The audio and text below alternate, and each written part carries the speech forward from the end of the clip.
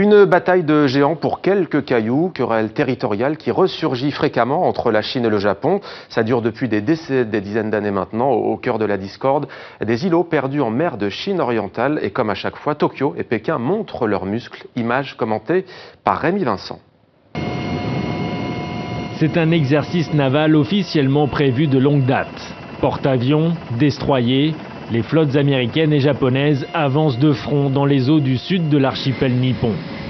Depuis ces navires de guerre, c'est un balai incessant d'avions et d'hélicoptères. Tout est fait pour impressionner. Il faut se tenir prêt face à la brusque montée de tension en mer de Chine orientale. Le week-end dernier, la Chine a délimité d'une manière unilatérale une zone aérienne d'identification. Autrement dit, une zone de quasi-souveraineté, sans en parler à ses voisins. Une décision qualifiée d'incendiaire par les États-Unis. C'est un exercice pour agir de concert et contribuer à la sécurité régionale, ce qui devrait être salué par tous nos partenaires dans la région.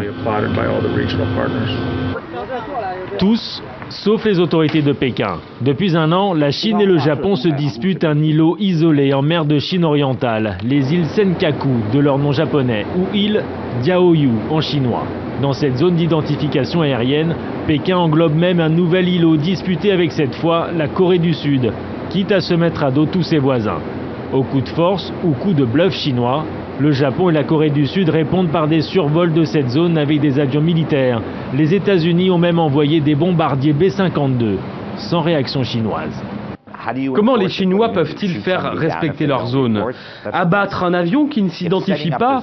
Délimiter cette zone est une provocation, mais abattre un avion serait clairement un acte de guerre. Personne ne peut imaginer que les Chinois iront jusqu'à le faire.